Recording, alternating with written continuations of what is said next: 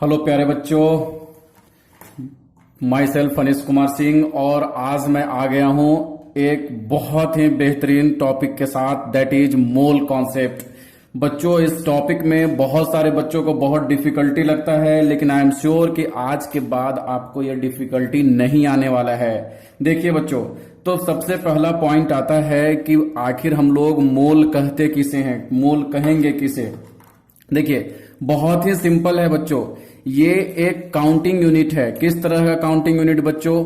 तो हम लोग जानते हैं कि जैसे हम लोग काउंट करते हैं 1 2 3 4 5 6 7 8 9 10 11 12, इस तरह से बच्चों नंबर 12 को हम लोग 1 डजन बोल देते हैं, है ना, 1 डजन बोल देते हैं। तो इसी तरह से बच्चों हम लोग जानते हैं कि इस तरह से कोई 100 बोला, या फिर अगर जैसे कि हम लोग जानते हैं कि 1000 ग्राम बराबर 1 kg, है ना, इस तरह से 100 kg is equal to 1 quintal, इस तरह से 1000 kg is equal to 1 ton. तो इस तरह से बच्चों हम लोग क्या करते हैं, सिंपलिसिटी के लिए एक बड़ी नंबर को हम लोग छोटे नंबर में कन्वर्ट कर लेते हैं, just for simplicity. Similarly students, in the chemistry में भी हम लोग यही काम करते हैं। आप सब जानते हैं कि एटम का जो साइज होता है वो काफी छोटा होता है, एटम का साइज नेग्लिजिबल होता है। ऐसे कंडीशन में आपके पास अगर 1 ग्राम एटम है, 2 ग्राम एटम है, तो उसमें बहुत सारा एटम आ जाएगा। तो ऐसे में हम लोग उसे काउंट कैसे करेंगे? तो उस काउंटिंग को सिंप्लीफाई करने के लिए हम लोग मोल कॉन्सेप्ट को पढ़ते हैं बच्चों। तो मैं यहां पर आपको बताया कि it is a counting unit, ये जस्ट एक काउंटिंग यूनिट है बच्चों और कुछ भी नहीं। इसे काउंट करने के लिए यूज करते हैं, जैसे हम लोग अभी 12 को 1 डजन बोलते हैं। सिमिलरली 1 मोल हम लोग किसको बोलेंगे? तो 1 मोल होता है 6.023 इंटू 10⁻23 यूनिट। अगर इतना किसी भी चीज का नंबर होगा तो हम लोग उस नंबर को क्या बोल देंगे बच्चों? 1 मोल बोल देंगे। वेरी सिंपल, 1 मोल। अब जैसे बच्चों आप यहां पर देख लो, अब यहां पर है कि अगर इतना 6.023 इंटू 10⁻23 एटम ऑफ हाइड्रोजन, अगर हाइड्रोजन का एटम इतना नंबर है तो इसको हम लोग सिंपली क्या कह देंगे कि 1 मोल हाइड्रोजन है। इसी तरह से अगर इतना नंबर ऑफ मोलिक्यूल है, अगर मोलिक्यूल है तो इसे भी हम लोग क्या बोलेंगे? 1 मोल H2 बोलेंगे। इस तरह से अगर 6.023 इंटू 10⁻23 अगर आयन होगा तो इसे भी हम लोग क्या कहेंगे? 1 मोल H प्लस बोलेंगे। इस तरह 6.023 10⁻23 इलेक्ट्रॉन्स होगा तो इसे भी हम लोग क्या बोल देंगे बच्चों? 1 मोल बोल देंगे। तो आपको याद रखना है कि अगर इतना नंबर किसी भी चीज का होगा तो हम लोग उसे 1 मोल बोल सकते हैं बच्चों। किसी भी चीज का हो तो हम लोग उसे 1 मोल बोलेंगे। अगर इतना नंबर ऑफ बनाना होगा तो उसे 1 मोल बनाना बोल देना, कोई दिक्कत नहीं है। तो आपको बस ये बात याद रखना है बच्चों कि 6.023 इंटू 10⁻23 यही नंबर है और इस नंबर को हम लोग 1 मोल के बराबर मानते हैं। सिमिलरली जैसे कि हम लोग 12 को 1 डजन मानते हैं। तो बच्चों अब यहां तक समझ में आ गया होगा। यहां पर हम लोग देखेंगे कि एक चीज और ध्यान देना है बच्चों कि कभी कभी 6.022 इंटू 10⁻23 भी मिल सकता है देखने के लिए। तो आपको परेशान होने की कोई जरूरत नहीं है ना। या तो ये नंबर कभी कभी हम लोग सिंप्लिसिटी के लिए इस नंबर को यूज कर लेते हैं बच्चों, मेरे प्यारे बच्चों। तो यहां पर देखेंगे तो 6.023 इंटू 10⁻23 को Na बोल देते हैं, Na, और इस Na को हम लोग बोलते हैं एवोगाड्रोज नंबर। एक्चुअली एवोगाड्रोज ने इतना नंबर को डिस्कवर किया था, इसलिए हम लोग इस नंबर को कहते हैं एवोगाड्रोज नंबर। तो अब बच्चों इसके डिफिनीशन की बात करें कि यह डिफिनीशन आखिर आता कहां से है, तो इसकी कॉन्सेप्ट यह है बच्चों, 1 mole of any compound contains 1 mole of any compound contains as many entities as atom present in 12 gram of C12 isotopes. देखिए ये काफी सिंपल है। हुआ क्या बच्चों, एक बार कि कार्बन का C12 लिया, कौन सा? देखो बच्चों, कार्बन का 3 आइसोटोप्स होता है, आपको पता होगा। एक का मास नंबर 12 है, एक का मास नंबर 13 है और एक का मास नंबर 14 है, लेकिन तीनों का बच्चों एटॉमिक नंबर कितना है 6 है। तो अगर बच्चों एटॉमिक नंबर सेम हो और मास नंबर डिफरेंट हो तो हम लोग इसे आइसोटोप्स कहते हैं। तो क्या हुआ बच्चों कि C12 कार्बन का जो C12 था जिसका आइसोटोप्स 12 था उसका कितना लिया गया 12 ग्राम लिया गया, और 12 ग्राम ले करके उसमें एटम को काउंट करना शुरू किया, कितना एटम है तो काउंट करना शुरू किया बच्चों। तो यहां पर देखा गया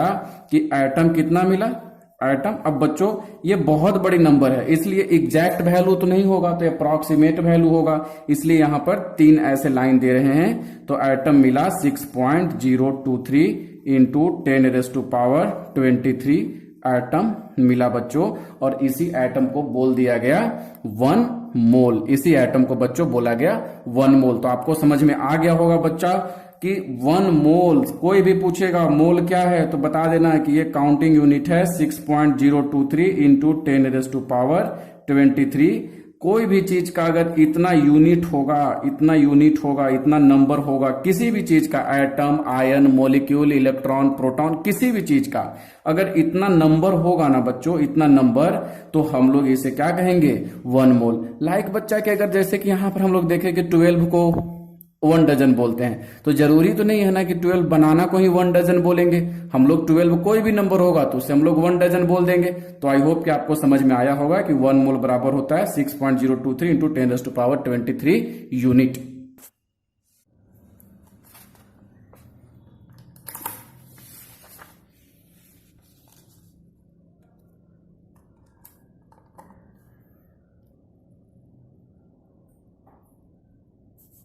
अब बच्चों हम लोग यहां पर ये देखेंगे कि नंबर ऑफ मोल्स को हम लोग कैसे कैलकुलेट कर सकते हैं।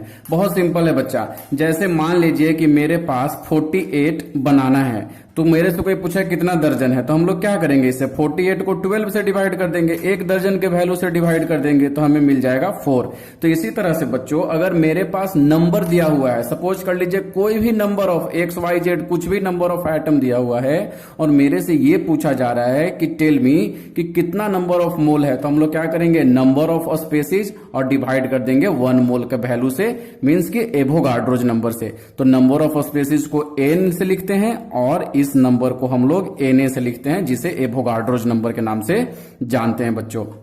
तो यहां पर बच्चों नंबर ऑफ मोल निकालने का टेक्निक हो गया N डिवाइडेड बाय Na। आपको इसी टेक्निक को यूज करना है बच्चों। उसके बाद है एक क्वेश्चन मैं यहां पे ले लिया हूं, बहुत आसान क्वेश्चन है। A sample of ozone contents, देखिए नंबर दिया हुआ है, किसी ओजोन का नंबर दिया हुआ है, कितना नंबर दिया हुआ है बच्चों 18.066 इंटू 10⁻24, इतना नंबर दिया हुआ। तो पूछ रहा है नंबर ऑफ मोल बताइए, तो इसको क्या करना है बच्चों, नंबर ऑफ मोल निकालने के लिए नंबर ऑफ स्पेसीज को सिर्फ डिवाइड कर देते हैं एवोगाड्रोज नंबर से, 6.23 इंटू 10⁻23। इससे बच्चों डिवाइड करेंगे आप तो ये 3 टाइम्स में कैंसिल हो जाएगा और यहां पर 10 बच जाएगा, तो ये आंसर आ जाएगा 30। मतलब कि नंबर ऑफ मोल कितना आ गया बच्चों इस क्वेश्चन में 30 नंबर ऑफ मोल। अब पूछा जा रहा है बच्चा नंबर ऑफ एटम बताइए, तो देखिए बच्चों टोटल नंबर ऑफ मोलिक्यूल कितना है, टोटल नंबर ऑफ, अगर मोलिक्यूल की बात करेंगे हम लोग मोलिक्यूल, तो कितना नंबर ऑफ मोलिक्यूल है, मोलिक्यूल है 18.066 इंटू 10⁻23। और बच्चों ओजोन आपको पता है क्या, O3 को ओजोन कहते हैं, इसका स्ट्रक्चर इस तरह से होता है बच्चों, है ना, इस तरह से माइनस इस पर प्लस। तो देखेंगे बच्चों कि एक ओजोन में 1 2 3 एटम है, इसलिए इतना मॉलिक्यूल में कितना एटम होगा, है ना, तो एक मॉलिक्यूल में 3 एटम है, तो इतना मॉलिक्यूल में कितना होगा, तो इसे सिंपली मल्टीप्लाई कर देंगे 3 से, है ना, तो ये आपको आंसर आ जाएगा। तो आई होप कि आपको समझ में आ गया होगा कि किस तरह से हम लोग नंबर ऑफ मोल्स को कैलकुलेट करते हैं। बच्चों हम लोग नेक्स्ट देखते हैं मोलर मास। मोलर मास बहुत सिंपल है बच्चों, ये वर्ड आपको यूज करने के लिए बहुत मिलेगा, आप हर जगह आपको ये मोलर मास ही लिखा हुआ रहता है। तो मोलर मास कहने का मतलब है बच्चों कि मास ऑफ 1 मोल कंपाउंड। जैसे 1 मोल हम लोग किसे बोले बच्चों, तो हम लोग बोले 1 मोल 6.023 इंटू 10⁻23।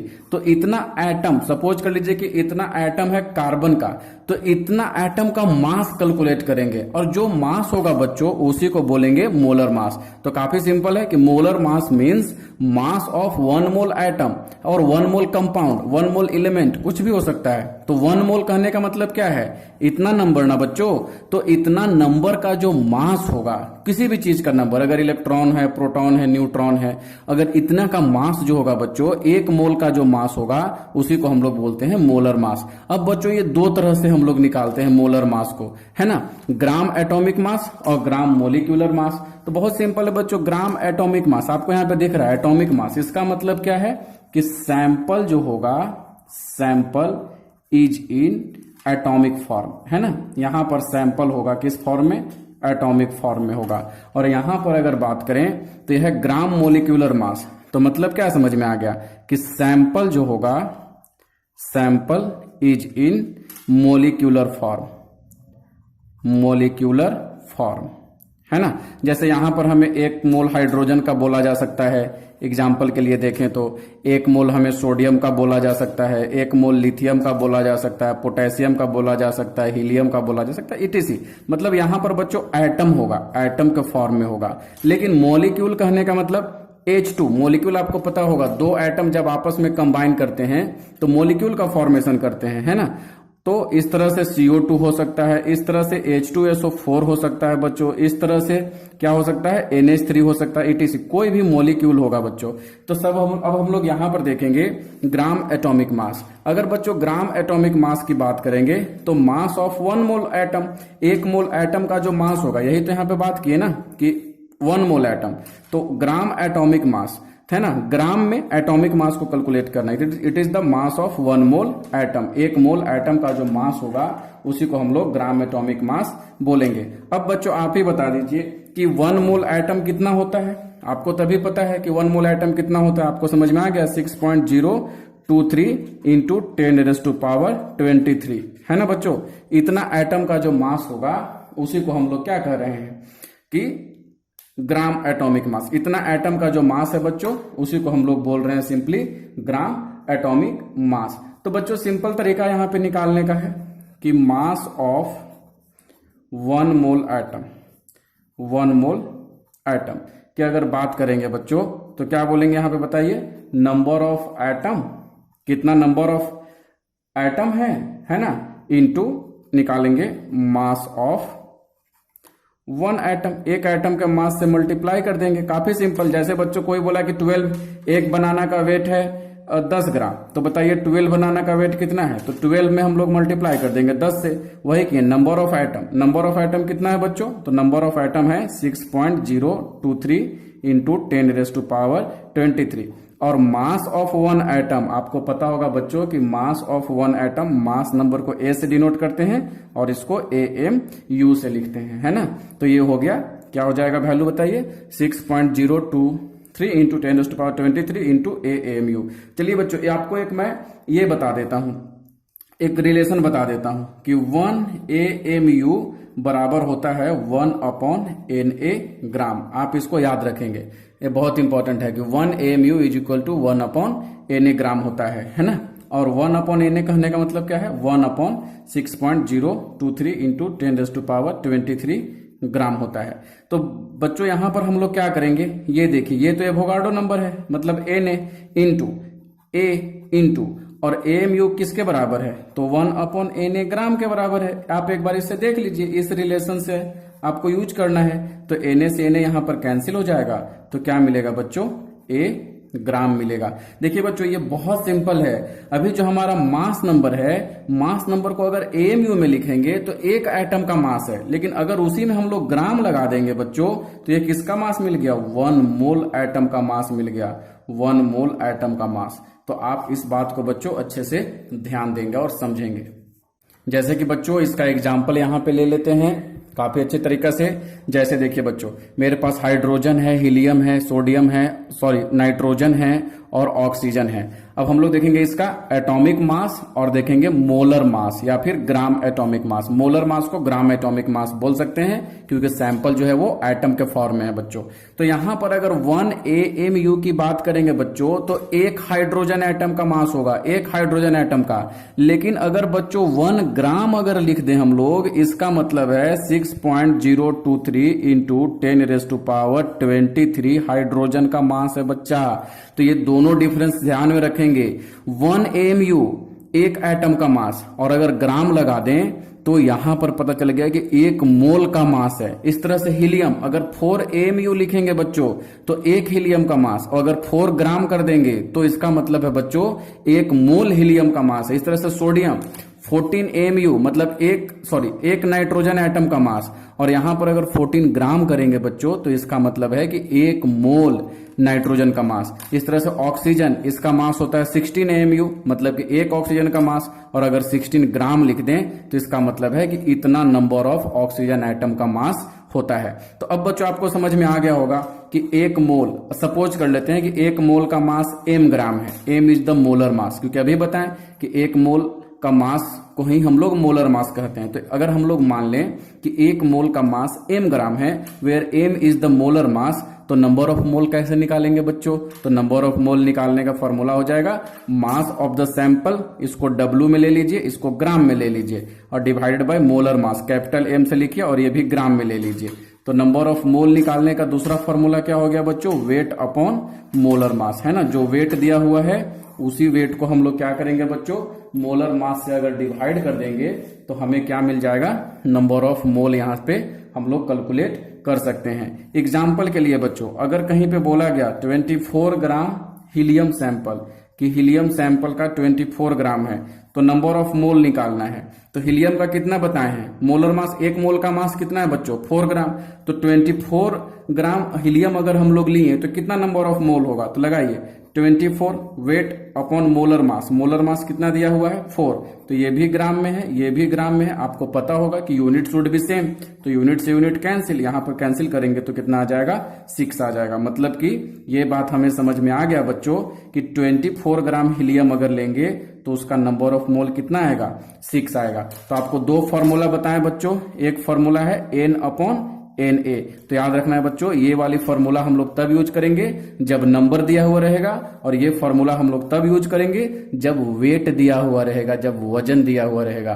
तो आई होप बच्चों कि आपको समझ में आया होगा। अगला क्लास में हम और आगे का लेकर के आएंगे। आप पूरा वीडियो देखें, आपको मैं गारंटी देता हूं कि मैं पूरा का पूरा लेक्चर आपको बताऊंगा। धन्यवाद, जय हिंद।